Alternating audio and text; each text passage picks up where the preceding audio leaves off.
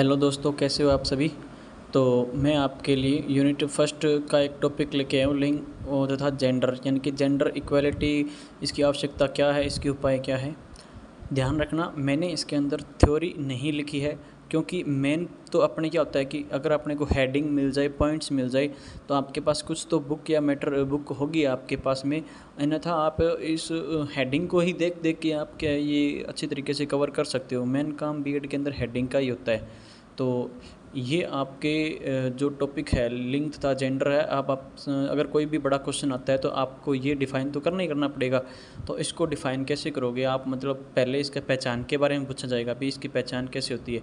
तो उसकी हेडिंग लिखी है मैंने खाली कि आप क्या करोगे, लिंग के आधार पर पहचान कैसे करोगे, यानी कि बॉडी पार्ट्स के आधार पर।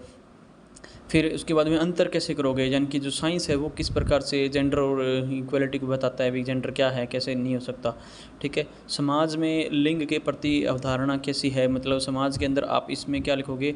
आप इसमें उनके कार्य के बारे में लिख सकते हो कि कैसे कार्य के आधार पर लिंग को डिफ़ाइन किया जाता है समाज के आधार पर। वैसे ही उसकी जैसे जो लोग रहते हैं तो उनकी भाषा क्या है, वह समाज कौन से समाज में रह रहे हैं, तो भाषा व समाज के आधार पर है।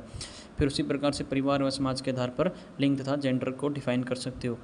इसके बाद में अगर आपको इसके बारे में लिखना है जेंडर इक्वेलिटी के बारे में, ठीक है, वो तो लिंग तथा जेंडर के बारे में था, ये जेंडर इक्वेलिटी के बारे में।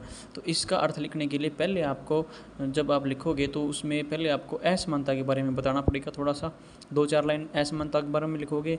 फिर आप समानता के बारे में लिखोगे, भी जो आपने असमानता में नेगेटिव पॉइंट बताए हैं वो समानता में आप सही करके बता दोगे।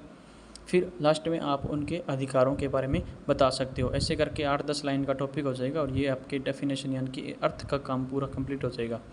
ठीक है, क्योंकि इसमें शॉर्ट क्वेश्चन ही आता है, मैंने साथ में लिखा हुआ भी है, 2020 में ये क्वेश्चन पूछा गया था। अब जेंडर इक्वलिटी की आवश्यकता, बड़ा क्वेश्चन ये आएगा कि इसकी आवश्यकता क्या है, तो इसके रीज़न क्या क्या हो सकते हैं, इसके क्या आवश्यकता पड़ी कि जेंडर इक्वलिटी लाई जाए। तो इसमें मेन फोकस होता है ना, वो महिला को लेकर ही होता है। तो आप महिला को मेन फोकस पर लेकर ये वाले पॉइंट लिख देना कि महिलाओं की समाज में भागीदारी होनी चाहिए, प्रजातंत्र की सफलता होनी चाहिए, यानी कि इसमें आप अधिकार वगैरह को लेकर लिख सकते हो। मानवाधिकार की रक्षा, इसमें आप न्याय वगैरह के लिए लिख सकते हो। लिंग समानता के बारे में लिख सकते हो कि ये प्रकृति का नियम है। भारतीय संस्कृति की रक्षा के लिए जेंडर इक्वलिटी आवश्यकता होनी चाहिए। महिलाओं में आत्मविश्वास बढ़ाने के लिए इसकी आवश्यकता पड़ी अपने को। और पारिवारिक संबंध अच्छे बढ़ाने हेतु भी अपने को जेंडर इक्वलिटी की आवश्यकता पड़ी। ये क्या है, सारे पॉइंट है। आपको कम से कम 4-4, 5-5 लाइन की थ्योरी लिखनी है। देखो 7 से 8 पॉइंट है। अब 5-5 लाइनों की थ्योरी भी लिखोगे ना, 2.5-3 पेज आराम से भर जाएंगे। इसके बाद में जेंडर इक्वलिटी के उपाय क्या है, यानी कि गवर्नमेंट ने क्या प्रावधान किए हैं, कैसे प्राप्त की जा सकती है। तो ये आपके कुछ बुक के पॉइंट तो ये 4-5 ही है कि जागरूकता पैदा करना कानून के द्वारा, या फिर सहयोग के द्वारा, महिला सशक्तिकरण करने के द्वारा, या फिर उनकी सोच में, यानी कि जो समाज मुस्लिम समाज है उनकी सोच में बदलाव करने से। इसके अलावा आप पॉइंट कौन से लिख सकते हो भी, इसके उपाय ये है कि आप उन्हें समानता का अधिकार दे दें, उनको मुफ्त अनिवार्य शिक्षा दे दें, शिक्षा के लिए काम करने का आधार, SC ST अन्य वर्ग के कमज़ोर शैक्षिक और आर्थिक हितों को बढ़ावा देकर, या फिर बच्चों व महिलाओं के लिए भी प्रावधान। ऐसे प्रावधान करेंगे तो जेंडर इक्वलिटी प्राप्त की जा सकती है। तो ये आपका टॉपिक था लिंग तथा जेंडर, इसकी आवश्यकता क्या है, इसके प्राप्त करने के उपाय क्या हैं।